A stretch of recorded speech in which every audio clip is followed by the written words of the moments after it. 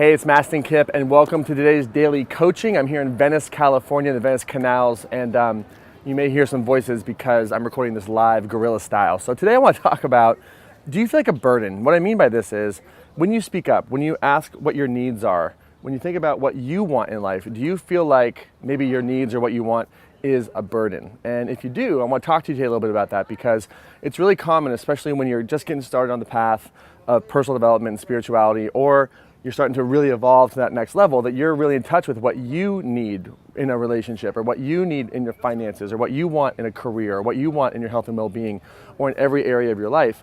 And when you start to put yourself first, not in a selfish way, but in a way that helps you get your needs met, it can feel like, oh my God, asking for this is a burden because I've never asked for this before in a relationship, and maybe I've never trained the people in my life to actually meet my needs. Maybe I don't even know what my needs are.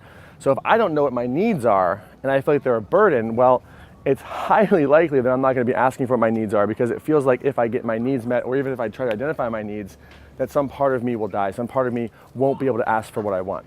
And so I want to speak to this today, because the idea is, when you speak up, when you identify what your needs are, the universe, life, source, God, spirit, whatever you believe in, actually is designed to, first of all, place those needs in your heart, and then as a result of that, actually help you meet it. So you've probably learned to get your needs met through, a family of origin, mom and dad relationship that, even if they were great, wasn't entirely healthy, or you learned from a job, or you learned through society, you learned through how you learned in school that, asking for what you want is on some level not appropriate or needy.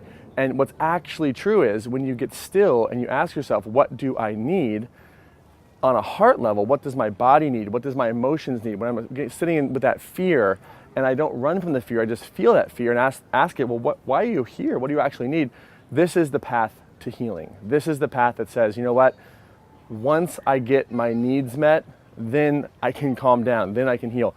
You will feel anxiety if you don't know what your needs are and they aren't getting met. You will feel scared if you're in a relationship and don't know what you need. You will feel like you're not on your purpose. You will feel out of sorts when you're not getting your needs met. Now, contrarily, when you get your needs met, that's when you feel on purpose. That's when you feel aligned. That's when life starts to support you in greater ways. And if you, up until now, haven't been getting your needs met or don't know what they are, then obviously the natural fear is this: well, I can't actually have needs. And if I did have needs and I asked for them, life wouldn't support me. And the reason why you would think that is because life hasn't supported you in your needs up until now, but that's only because you haven't known what they are and you haven't asked for them. So step into some faith today, that as you identify what you need in a relationship or in a job or career, financially, spiritually, emotionally, as you get really clear on what you need, and as you start to ask for it, that life will form around you and start to send you relationships that support you, start to send you, jobs or careers or all the people and all the support that you actually need, which also might mean that it's time to let go of certain relationships that don't support you and actually help meet your needs. So when you're in a place where you're asking for what you need, and you're around people who want to give you what you need, and you want to give them what they need, well, that's called healthy relationships, right? So, but it's up to you to decide that your needs are important. It's up to you to figure out what they are. It's up to you to take ownership that you haven't asked for them up until now. And it's up to you to decide that from now on, you're going to ask for what you need in a kind and loving way.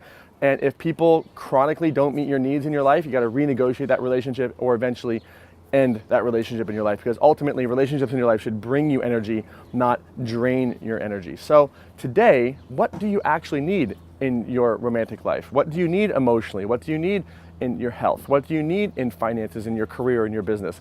What do you need in these areas of your life? Get really clear about this and get still and ask the question, and then go ask for it and really see who supports you. I think you'll be really surprised to see that there's more support in this life than you may have imagined. So what do you need? That's really the big lesson for you today. So make sure that you get still, you ask yourself this question, and then you have the courage to actually ask it consistently and trust that life will support you in your needs when you ask it and ask consistently. My greatest wish is that this becomes something that you implement, not just something that we talk about here on the podcast or on YouTube, and that you actually get out there, take action, and make it real. We'll see you soon.